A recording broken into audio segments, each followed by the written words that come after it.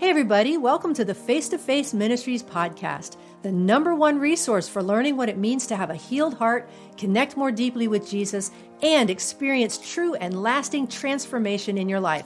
I'm one of your hosts, Kathy Little. And I'm your other host, Melinda Wilson.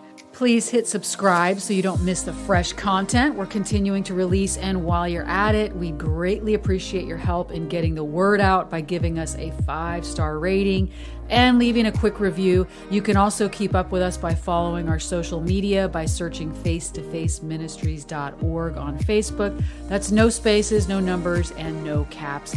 And on Instagram at face-to-face-min, and that's all one word.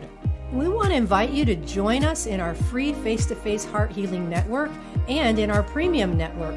Be part of a growing community of people just like you who are wanting to dive deeper into what it means to access the full benefits package of the cross and learning how to help others do the same. Our team also offers one-on-one ministry sessions that can be done virtually, and you can also learn how to help others connect with Jesus and find healing in their lives through training we offer in the ministry model we use.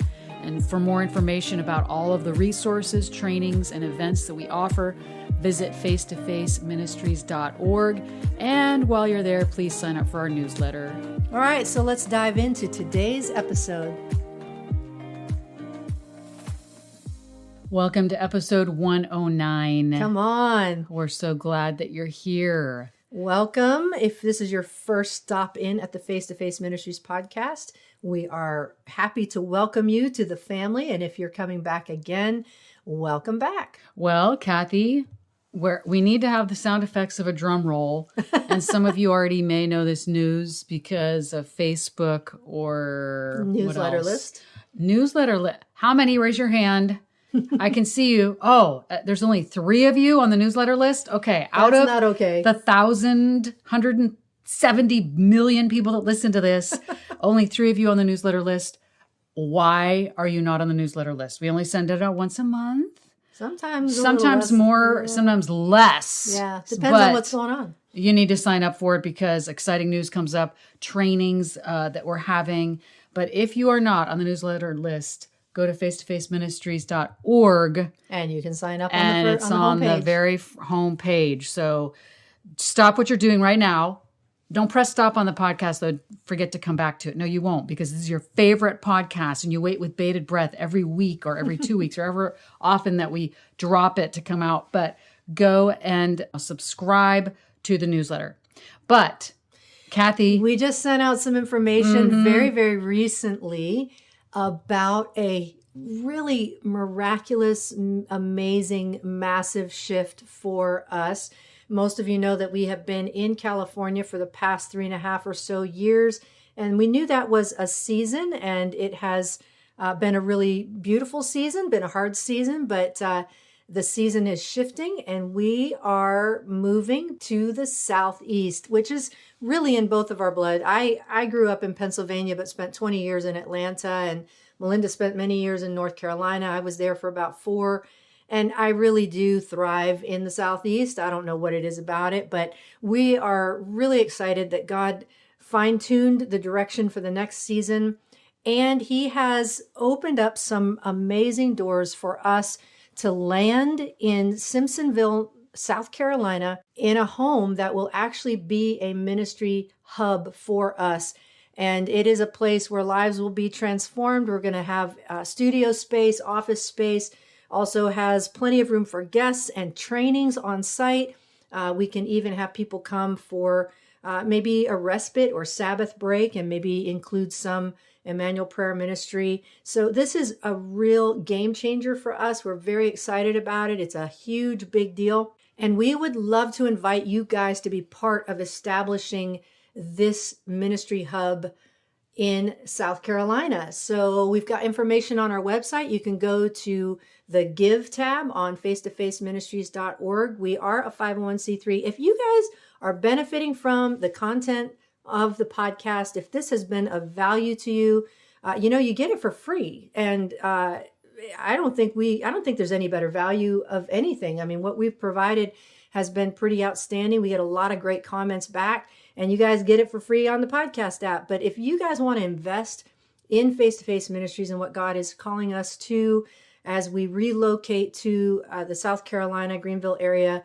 We would love to invite you to invest. It's a pretty good investment. I think the soil is pretty darn fertile. A lot of great stuff going on, and we're very excited to get repositioned, and then we're going to be launching some new things in the new year with new training scheduled, coming to Montana, Texas, and the Virginia Beach area again. So be watching for information on that. But that's so wait a minute. news. You said studio. Does that mean that I no longer get to teach classes and do the Heart Healing Network up against the refrigerator in the kitchen? Because I've really loved that in the echoey high ceiling. Now, I'm not complaining, but I have stood against the refrigerator as a backdrop for the last 2 years. Yes, and you before that, it was in my own bedroom. Well, because we and I'm literally doing- didn't have any space. My studio space is in my bedroom, and I have this picture of Tahoe over my shoulder, which some people have told me they enjoy. But we have been working out of small space, and we just continue to grow as a ministry, and we need our space to grow as well. And this is going to provide us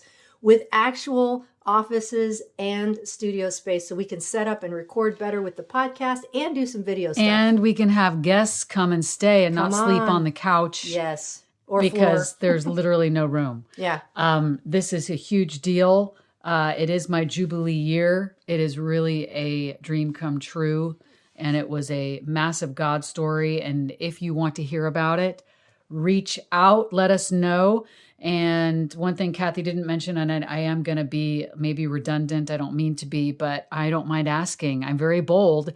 We actually don't get paid anything for the podcast. I know that you might be thinking, well, they may, some get advertising. We don't have any advertising or anything. In fact, we pay for the podcast, for the subscription service. So, and it's a joy and it's an honor. Yeah. But we would invite you to sow back into that if you're receiving value. One thing that I really appreciate about a church that I was at a couple of years ago is they said, if you're a guest here, don't feel any compulsion to give. But if you're being fed by this house, whether you come here regularly or a guest, but if this is a main place or one of the main places that you're getting encouragement and feeding, we encourage you to invest into where you're getting fed. Yeah. And that is, I always thought, oh gosh, who wants to be the person to do the tithe, sermon or whatever? But sometimes they're the best messages.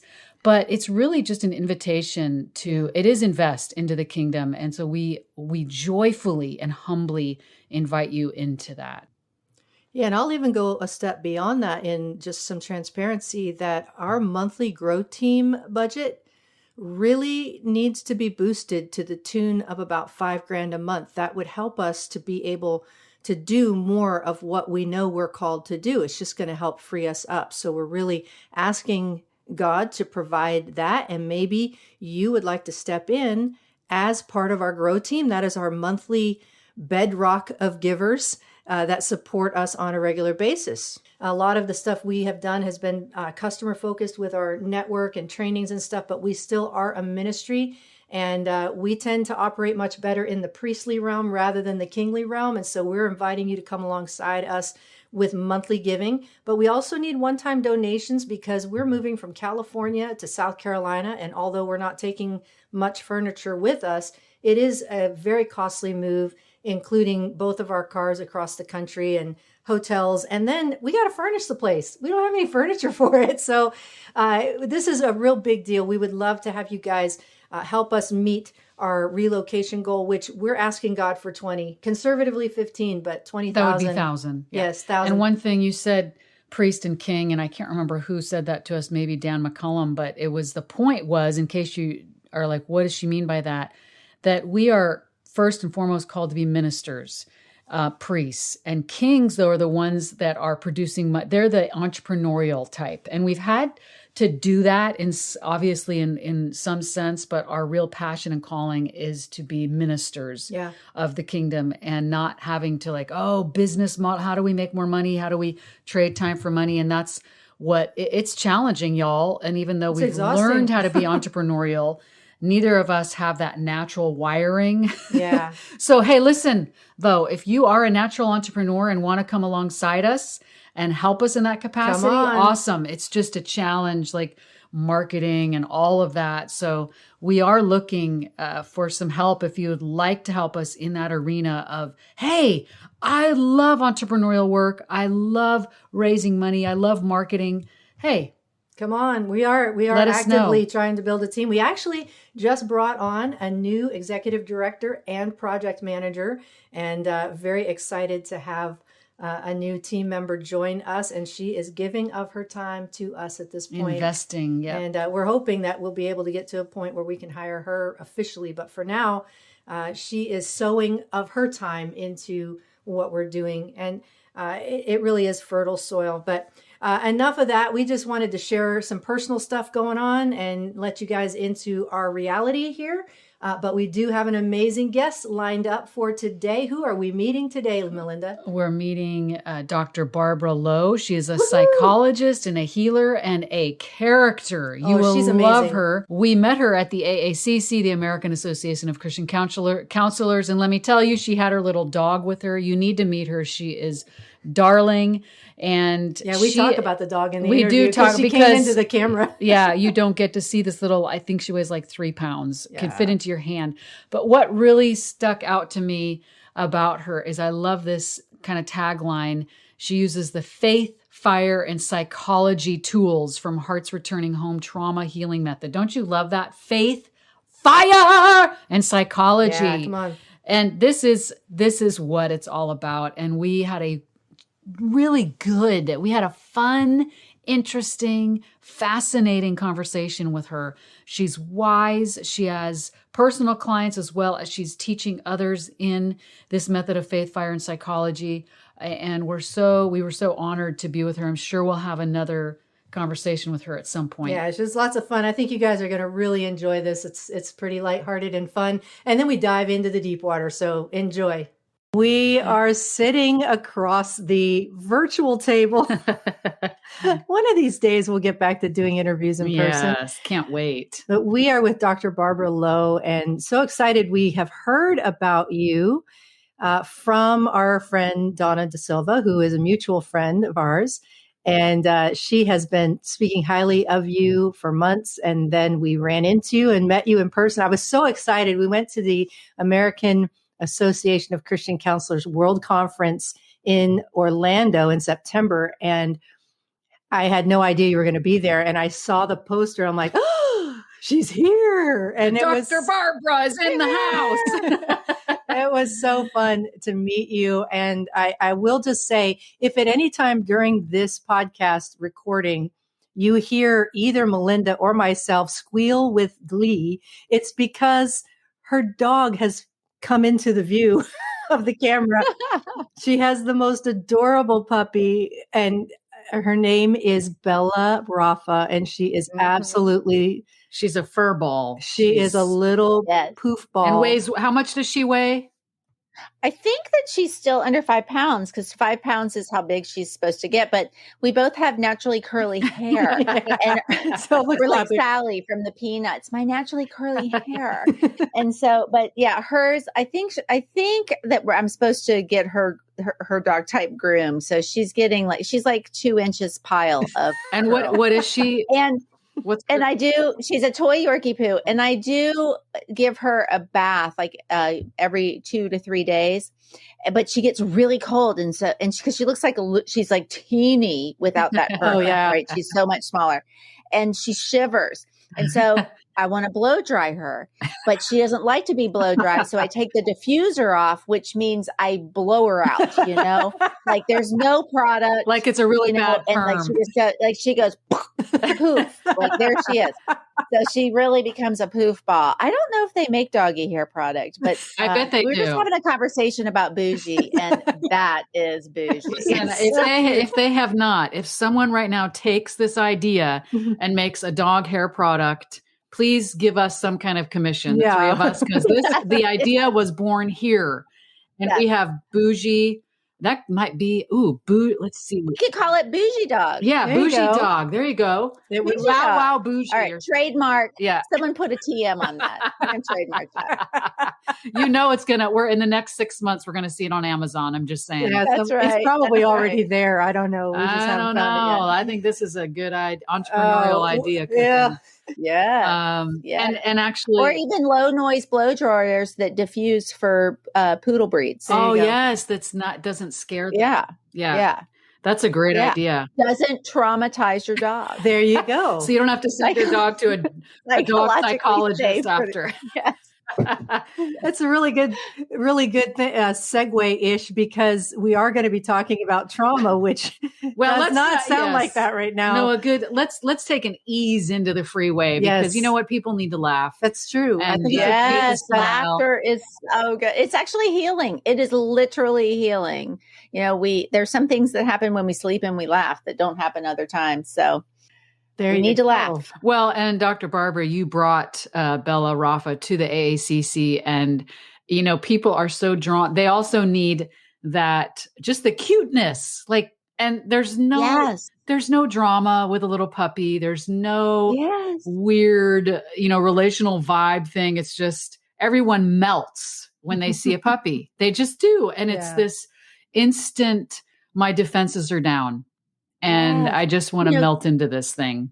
Yeah. And that's related. That can be related to, here's our ease. I love it. But that can be related to trauma, because the first stage of trauma healing is safety and stability. And, we don't go right in for the root unless the Holy Spirit very clearly tells you go for it. You don't, because you establish lots of safety and stability so that you don't re-traumatize people. And puppies also as humans, we're made to co-regulate. The Bible says it's not good for humans or man to be alone. And so we need to co-regulate with people. Now we need God much more. God's the stronghold of our life. He's our secure attachment. But there's something about that co-regulation that does help us regulate our nervous system. And then there's a tool I like to use that I borrowed from Diane Poole Heller, and I've kind of made it Christian. It's called Kind Eyes, that uses our we think it uses our smart vagal nerve, our polyvagal, our ventral vagal nerve, where we can use our imagination to do what God says, think whatever's pure, kind, lovely, think on these things. So we can think about a pair of kind eyes looking at us. Now think about a puppy looking at you, or a dog you had. Don't you just immediately soften in your nervous system? Yes.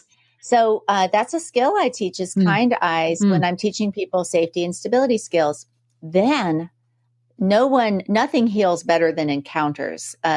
Jesus healed trauma only by encounter, right? Whether it's a deliverance encounter or an encounter with his love, power going out from him, it was all encounter. And so encounter, I think, is the highest form of healing. It's the best. It's the cleanest, right? But so we can take kind eyes into an encounter where we can imagine the kind eyes of Jesus, the kind eyes of the Father looking at us. And as we begin to think on that, before long, God starts to show up in that and encounter us with his eyes. And so these are tools that we use. And this is why we love puppies, because it actually helps regulate our nervous system with those kind eyes and that soft fur and that sensory regulation and that nervous system that is happy to see you. And so your nervous system and your mirror neurons react to that. And we can use those things to help us with stability. And this is why I'm training her to be a therapy dog. Yeah. Well, she certainly fits she fills the bill. She's very magnetic and very, very cute. And, we will introduce you to some level in our little bumper ahead, but I would love for you to introduce what do you want our audience to know about who Dr. Barbara is? I would love for you to take the opportunity to fill them in. Well, if you were to see me, you'd probably, and you'd see all the letters behind my name, you probably think, oh, her parents probably put her through school. She probably had all these different opportunities. But what you probably would not come to mind is that I was homeless for part of my childhood because my parents didn't want me.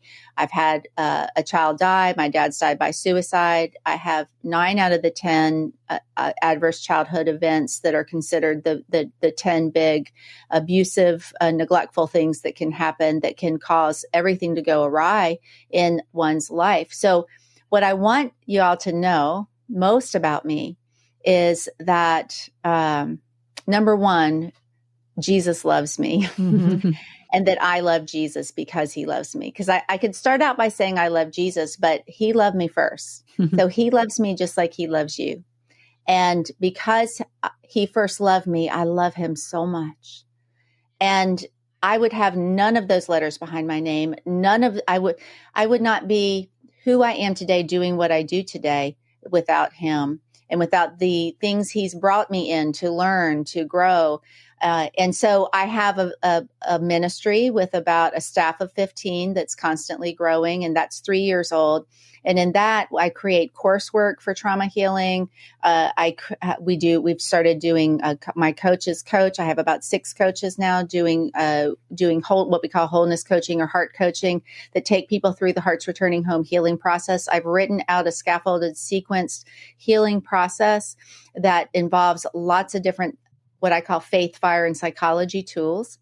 And then I also have a large or medium-sized psychological practice, also with about 15, a staff of about 15 that is growing like, we're not going to say like weeds, like chaff. Wildfire. We're going to be biblical. We're going to be on the right side of things here.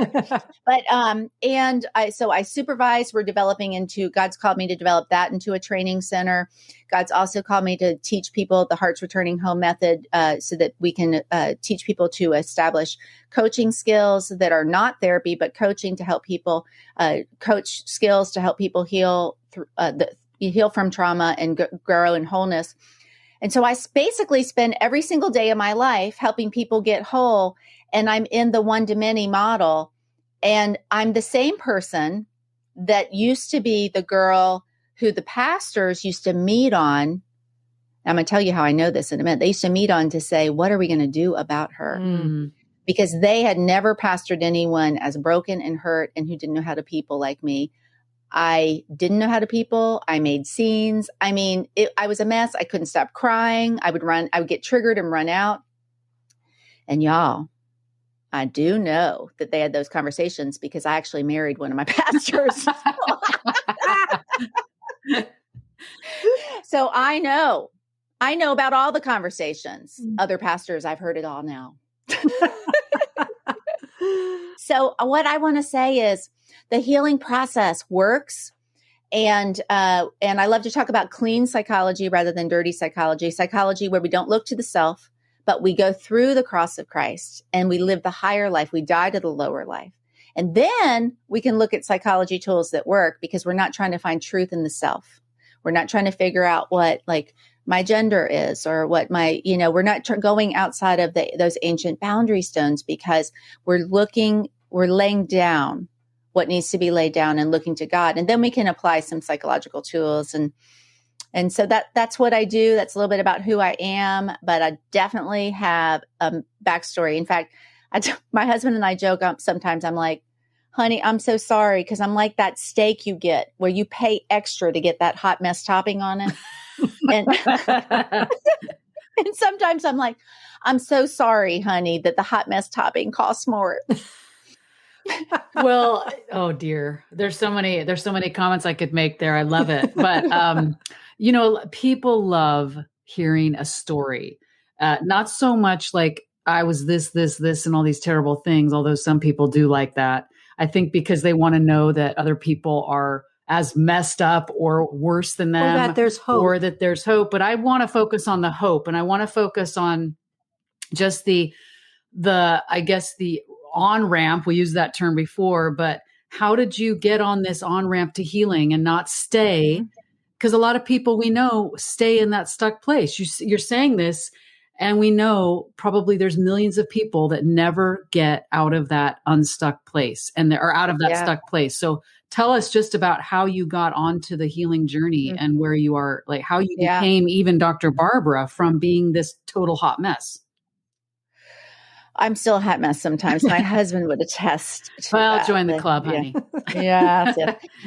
It was a process, really. And it's so interesting looking back because I even used to be a therapeutic curriculum developer and a curriculum evaluator, not knowing that God would use all those skills, even to where I would write my own therapeutic curriculum for trauma healing. And he's just so good. But I got saved or came to Christ, was born again. And I was born again, and really, had that born again experience. And about 19, but I was already looking for answers. I'd already, been hospitalized. I had severe eating disorders. I had all kinds of problems, and I was already coming to the end of myself. And I was like, anything but Jesus, though. But God wooed me. I became a Christian, and God began to speak to me here and there. I have big plans for you. You're going to be influencing many. And I began to have a desire to go to school. And I used to really white knuckle it through the weeks, though. It was so hard to be in my skin.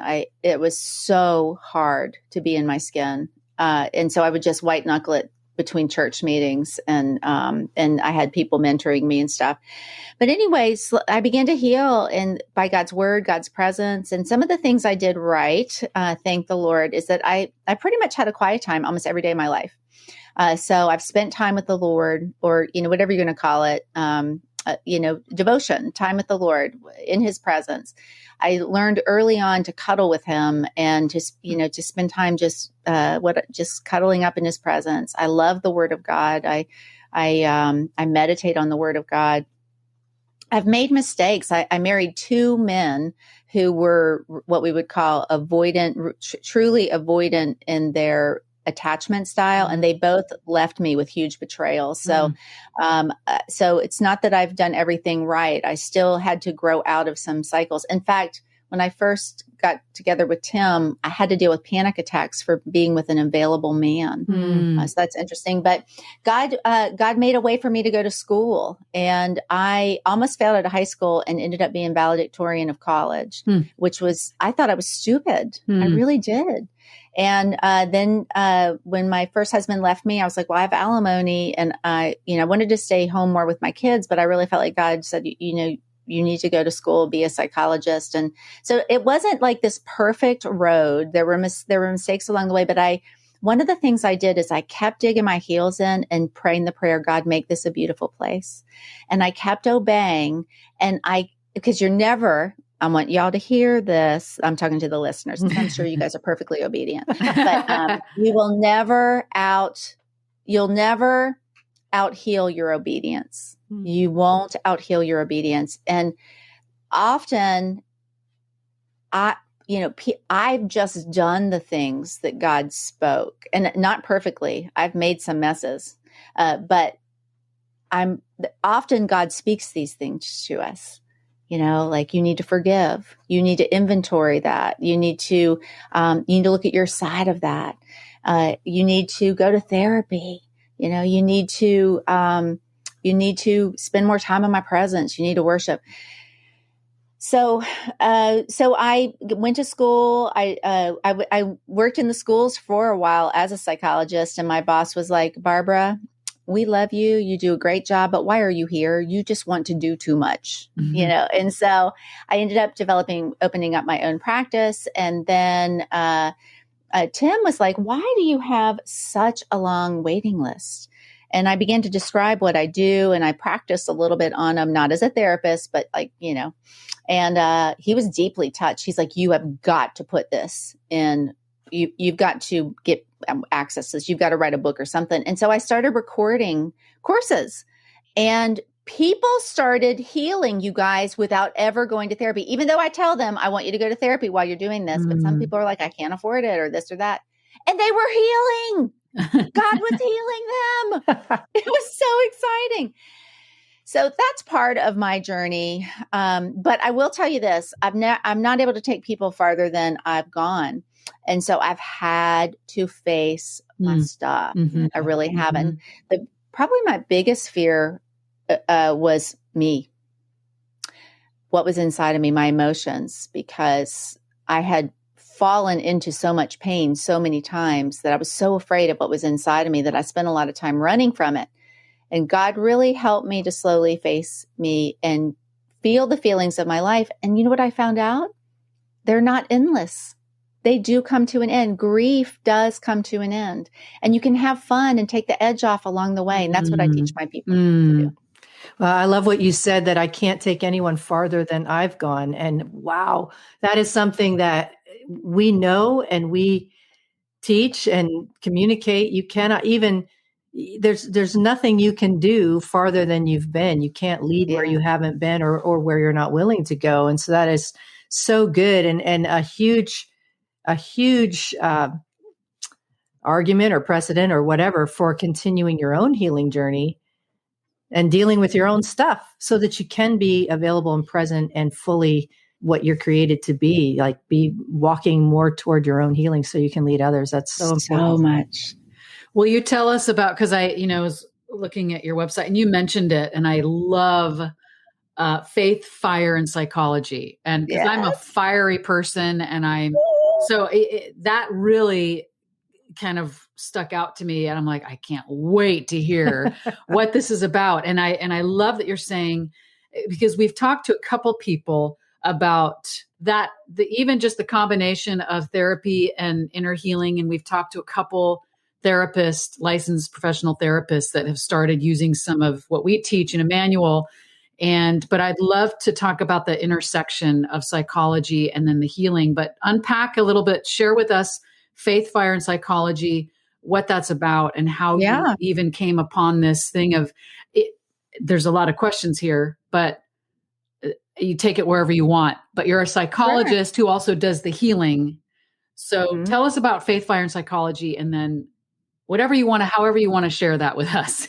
Yes. Well, I love the work that you guys do. And there's frequent overlap between sometimes my students and your students, by the way. But really? Yes. Yeah. Okay. So well, let me back up and say that in my clinical practice, I'm a psychologist that can minister upon request. But in my ministry, I'm a minister that can incorporate psychology and do incorporate psychology.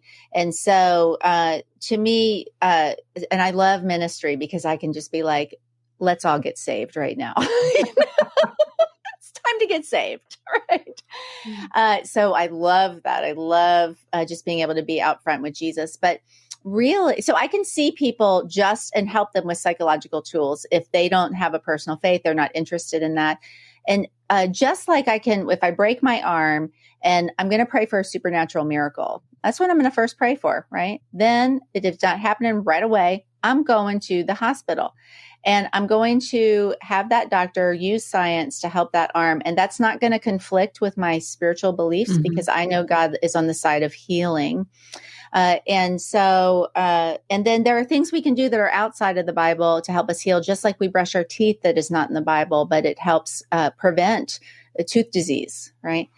So faith. So in the ministry side, and when people will let me on the clinical side, faith, you can work a lot of the layers of the human, but you're not going to get to that core layer. Something's still going to be crooked and out of whack unless you come to a salvation through Jesus Christ.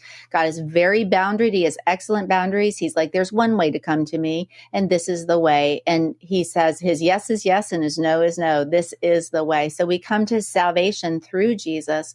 And then in that, we know we have spiritual tools. We have, and we have the Word of God, and we have, we love the Word of God. And so faith is kind of like that entrance in how we get into not just eternal salvation, but relationship, being on the inside in relationship in the family of God with the Lord. He's in me, I'm in him, I'm seated in heavenly places. So I actually enter right into Ephesians 1, 2, 3, all those heavenly blessings. Boom. Shakalaka, I'm there. Like you think I'm here, but I'm there. And you think Jesus is there, but he's actually here. We're both here and there. I'm in two places at once. I mean, that we have tremendous access. So all of that. And then I love talking about fire because that's the encounter. God encountered Moses. He was a fire.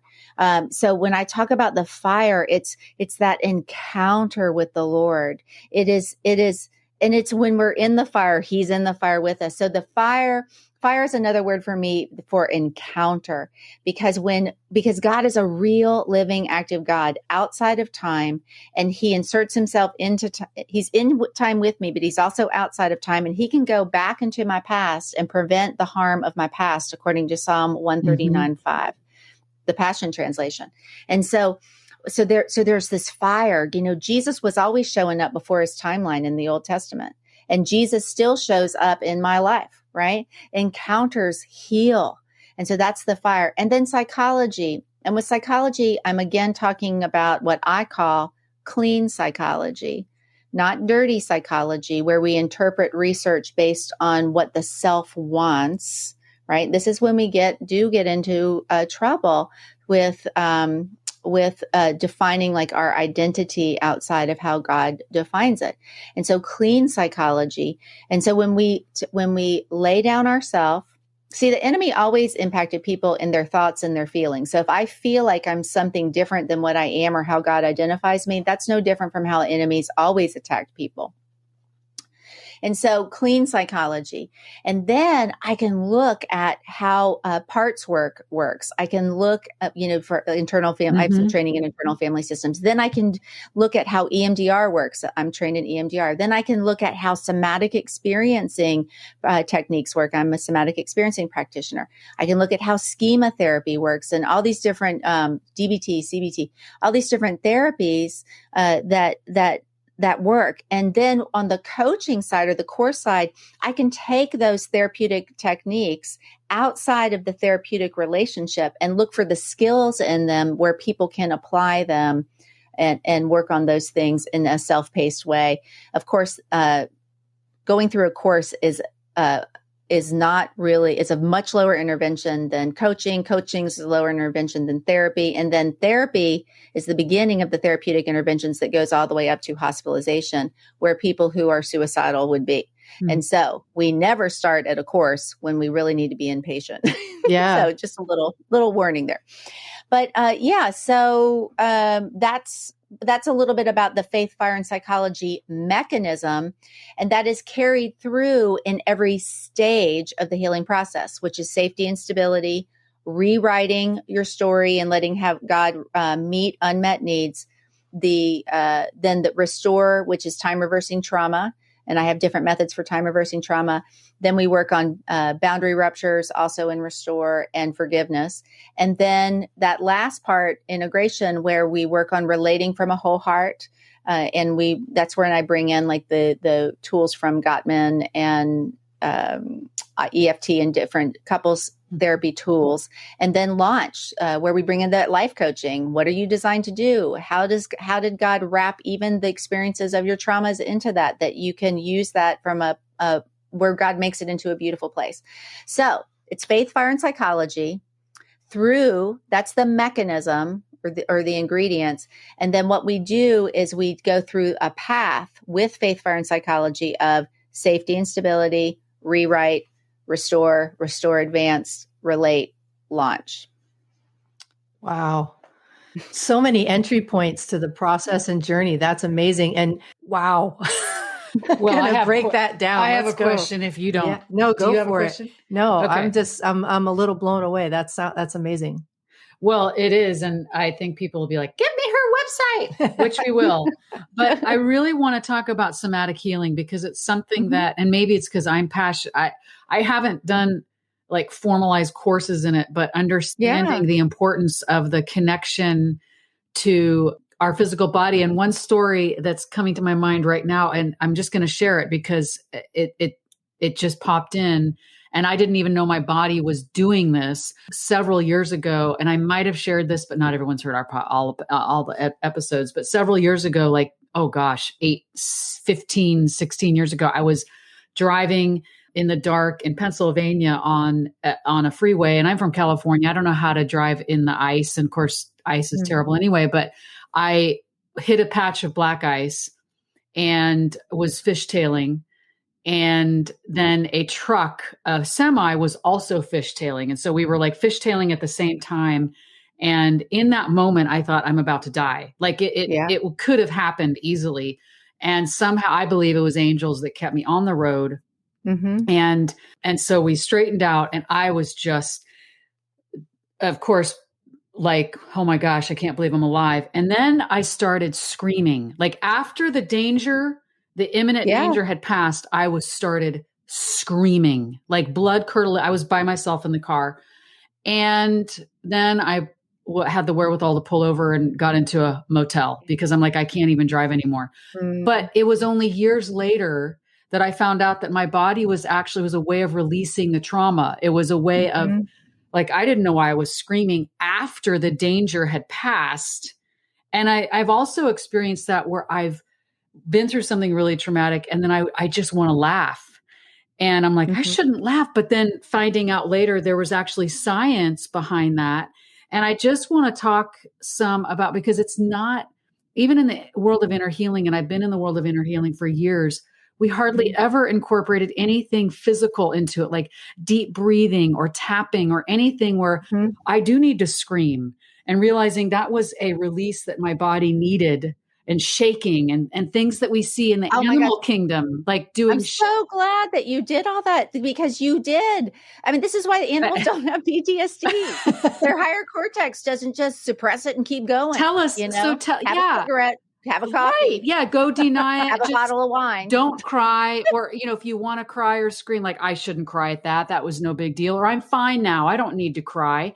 And it was just done automatically. But we haven't, as I've seen, haven't really talked about that. And I feel like a lot of Christians are almost afraid of, well, no, because it comes out of that. We need to deny the body, right? Like the Gnosticism of the body is like evil. Jesus was like, by faith, I'm not here. But could you imagine Jesus? I mean, that would be so weird, right? Yeah. Jesus was actually fully present in his body. Yeah. Well, can you talk about some like somatic healing and how to, beyond how that pairs with like inner healing or psychology, the physical things that we can do? Yeah. So we're talking about mechanism of change, and there are lots of different mechanisms of change. And I think all three of us love encounter, and we think that that's the highest encounter with, with this, with God, with angels. We were talking about angels, with God's kingdom. That's what we love, that kind of encounter. But there are other mechanisms of change too. CBT thinks it's changing your thoughts. I think that's not my favorite mechanism of change, but changing your thoughts is important. The Bible talks about that. But there can be a discharge and finding resources within our body, and there's so much that can happen in our body. Parts of our body can kind of be dissociated off. We have to bring those back in. You talked about, in that moment, think about this, Melinda. You're like, in that moment, you said, I'm about to die. And something happened in your brain and body where we're like, do I keep fighting or do I surrender to the death? And that happens with people that have like a choking, avalanche, buried alive kind of things. This kind of, do I keep fighting? And sometimes people can get stuck in that in their body. And after that, they walk around. You see people stuck in like a freeze where when we have these psychiatric diagnoses where people go comatose, that's actually the body telling the story of what is going on. There is a parasympathetic freeze that people are in, left over from trauma. But yeah, animals in the wild, like, I don't know if you've seen the polar bear video I'll share it. I'll send it to you guys. You can email me and I'll send it.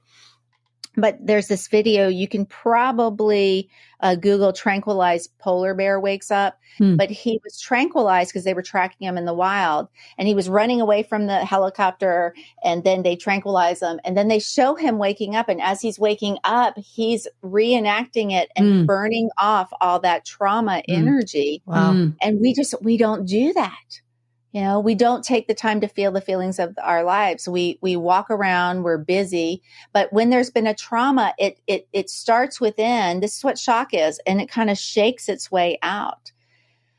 And so taking the time to feeling into our body, like some of the things we work with are the different defensive responses that we do when we're about to hit, like, let's say a car accident. With a car accident, as fast as our lower brain is and our reflexes are, sometimes we don't have a time to even feel the sense of push away before something is coming our way. But what our body and mind really want is to push that thing that's coming on away. And so what I'll do with people is we'll imagine it, and I'll say, okay, we have a pretend remote control, right?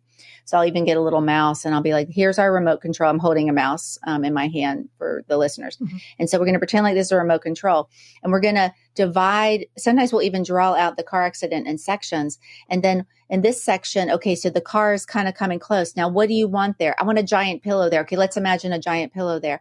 All right, now what does your body want to do? My body wants to run, or my body wants to push away. Okay, let's slowly push. And right now I'm pushing my arms out. And so we're imagining pushing away, but we're actually doing it with our arms and feeling it really slowly and slowing it down. So our mind can register, I'm pushing away, I'm safe. And so sometimes we're giving our body what it wanted to have, like a fight, flight, freeze, push away, escape. Other times we're slowing it down and just processing it and let it work out through our body. Like that scream, that primal scream. You were releasing that. That was beautiful. And then you stopped at a motel and let yourself probably shake. And then you talked about it. You did use meaning and making meaning. You made sense of it. But a lot of times we go right to meaning. Why did that happen? Mm-hmm. But we need to do the other steps. Somatic experiencing teaches SIBAM. I'm going to tell you what that is. And these are different parts of a trauma memory that you want to bring together. But I've added something to it because I'm a Jesus lover. Come on. So they say SIBAM, sensations, imagery. So that, wait a minute, SIBAM. So imagery is like 5 senses, because trauma comes in through the 5 senses, right? Unless it's a spiritual, I realize that we also have spiritual woundings as well. But sensory, imagery, SIBAM, behavior, how we act in it. A is for affect and M is for meaning making. So they put meaning making at the end, the place where a lot of therapists want to start. But I have added a P.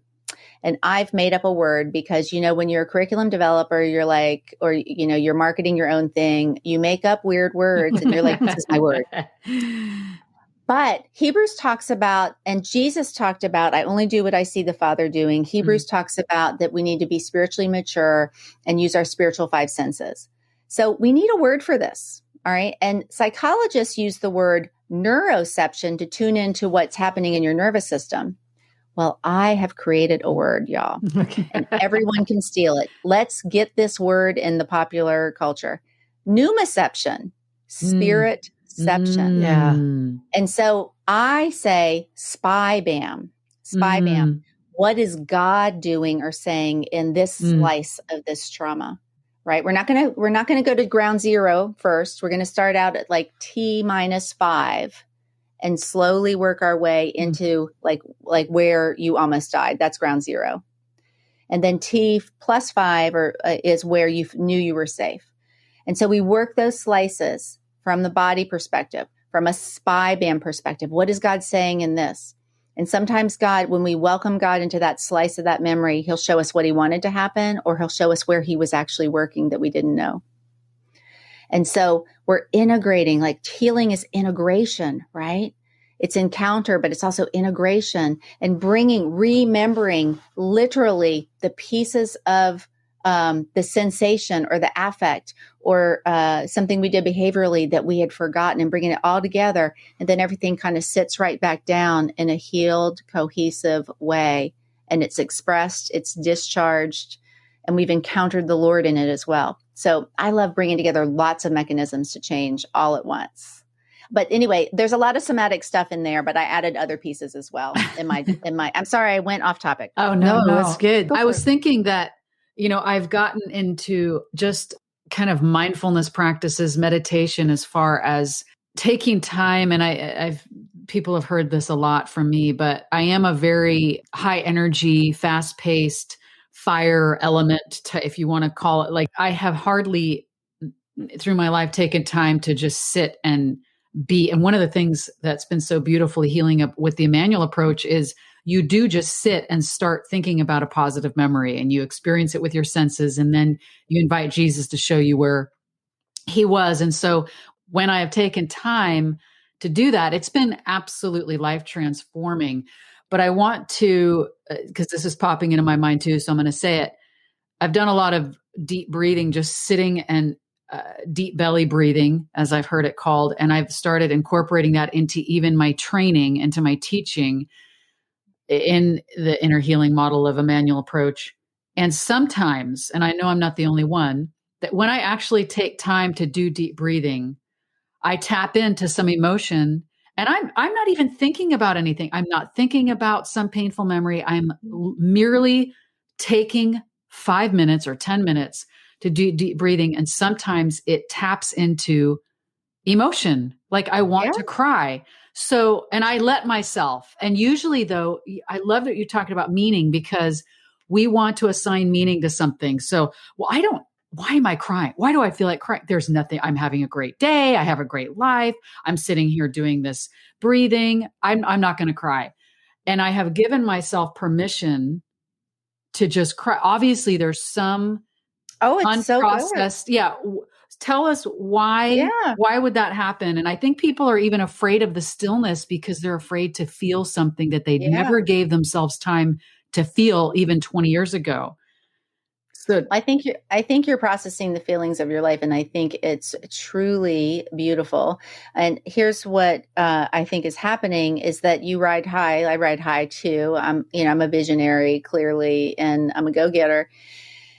And it's probably saved my life in some ways. But so you're riding high on that sympathetic nervous system charge, go, go, go. Your amygdala is going off, and then you sit and you settle and you take those deep breaths. Well, we know that we can't directly change our feelings, our emotions. And there's nothing wrong with emotions. God made them. God has them. Mm-hmm. And emotions aren't bad or good. They just are. It's what we do with them. And so, but we can change our physiology. We can change our thinking, and we can change our behaviors. And those things can impact how we experience emotion. Anyway, so you're riding high on the sympathetic nervous system. You have extra cortisol, epinephrine, that fire element, right? And there's nothing wrong with that. But then you take the time to do deep breathing, which automatically brings some of that parasympathetic calm. It brings a natural, good, healthy break for you. And as you do that, and you're not riding high, the feelings of your life kind of come up, and you're taking the time to feel them because you're not in that sympathetic nervous system drive. And that is beautiful. And it's probably nothing more. We don't need to make meaning out of it, because tears are a way of discharge. Sometimes coughing is discharge. Sometimes burping is discharge. Sometimes even grosser things, And so, sometimes shaking is discharge.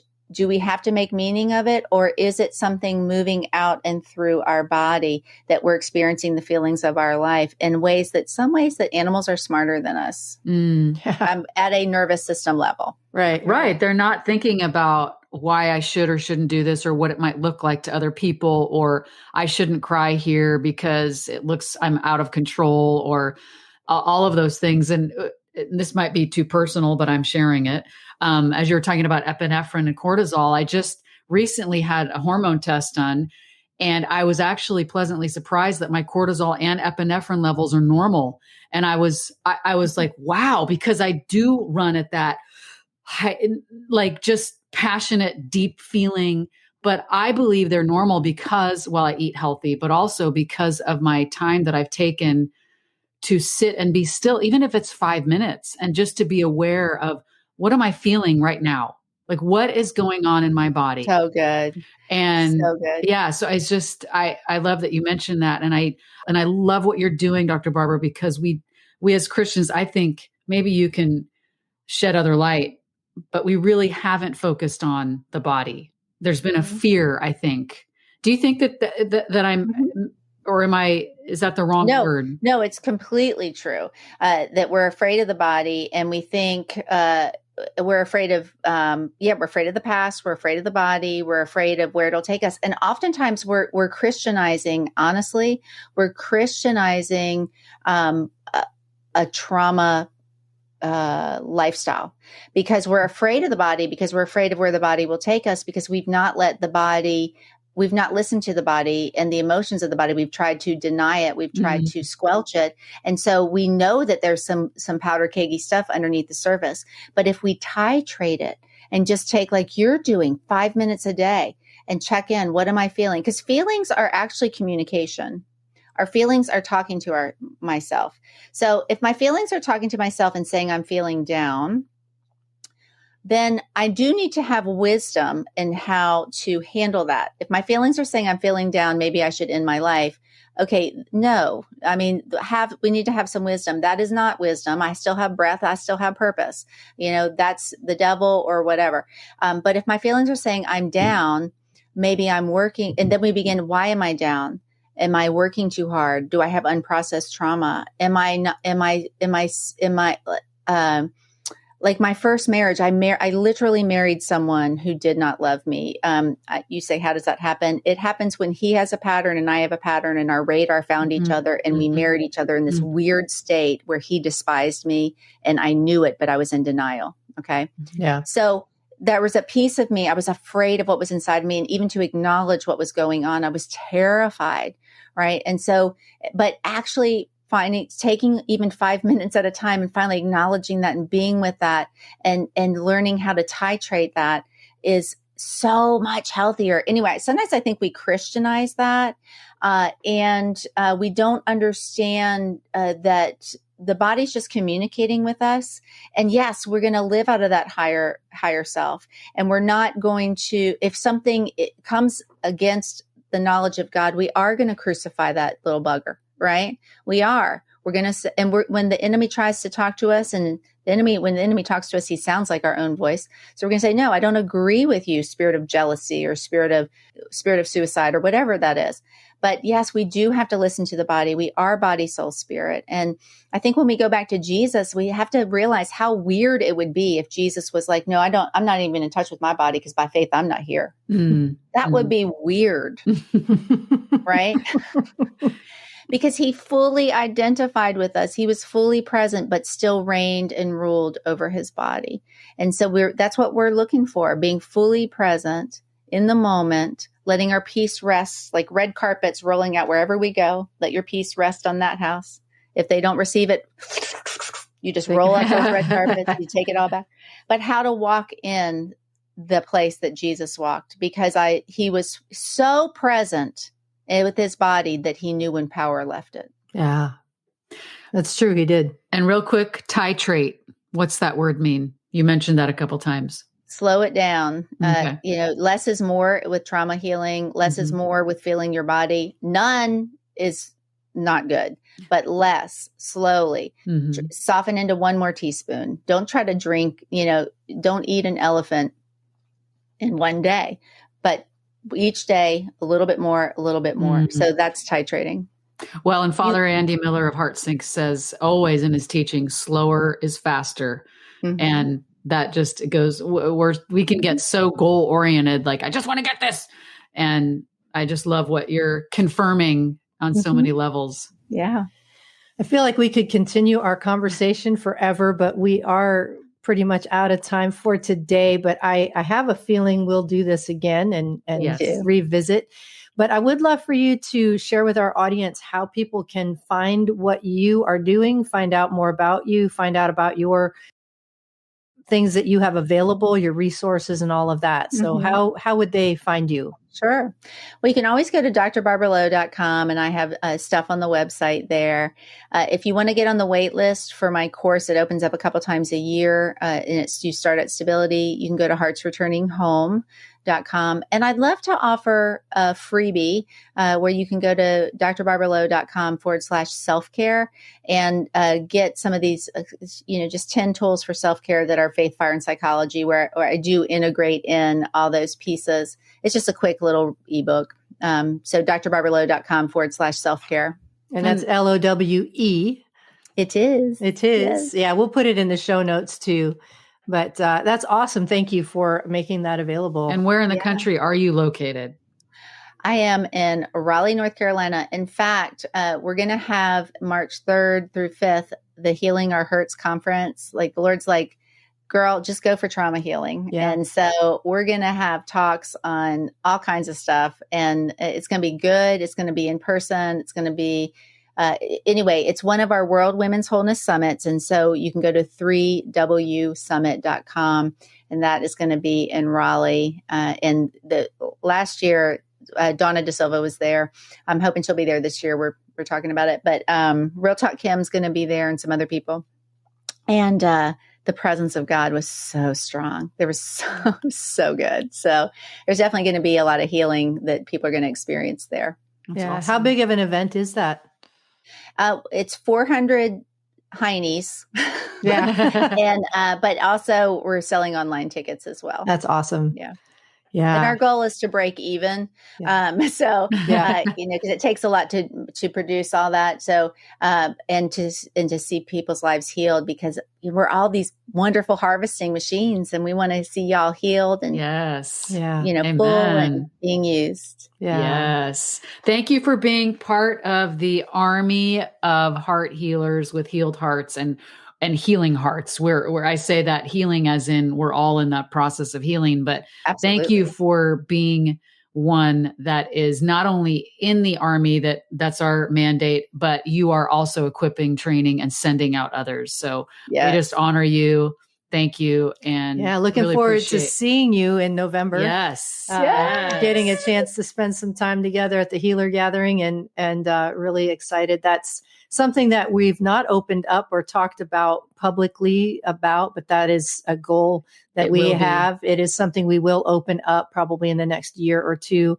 But right now, starting with this core group of leaders, ministry leaders in this arena, and y'all, God's doing something with bringing all of us together relationally in a way that completely bypasses the models we use. And it's more about linking hearts together and not merging into one big model, but merging our hearts together so that we can do what we're called to do uniquely. Yes. So very excited that you're going to be part of that. And, we're heading back to the East Coast, so maybe we'll come see you in Raleigh. Please.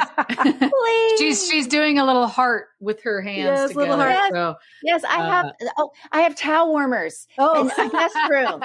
Yeah, we want to make we have truffles at the door. We're trying to be we're trying to practice hospitality. So bring your extra angel. Okay. So but we would love to have you. You guys can stay with us. Well, now wait a minute. You're still on the podcast, so are you opening this up to anyone who's listening? Let's just clarify. No, I'm happy to give anyone a truffle. Okay. But, yeah. So let me just, ladies and gentlemen, she's not saying that it's her doors. Of course, you don't know her address, but to everyone listening. But you know what? If she met you, podcast listener, I'm sure she would, because our listeners are awesome. I got to say. They are. Really. But the invitation is open to every listener to plug into what she is doing, what she's offering, the different courses and events that she has. And I think y'all have figured out why we love her so much, and lots of love going around today on the podcast. So Dr. Barbara, thank you so much for being part of the conversation today and for your contribution to healing the brokenhearted. Yes. Thank you. Yay. It's been such a pleasure to be here. What a precious audience you guys have. And y'all, I just love that y'all love getting healed, being healed, seeing healing. Yes. Amen. Absolutely. Thank you for joining us today. If you're enjoying this podcast, please share it with your friends. And please stay tuned for more great content coming your way.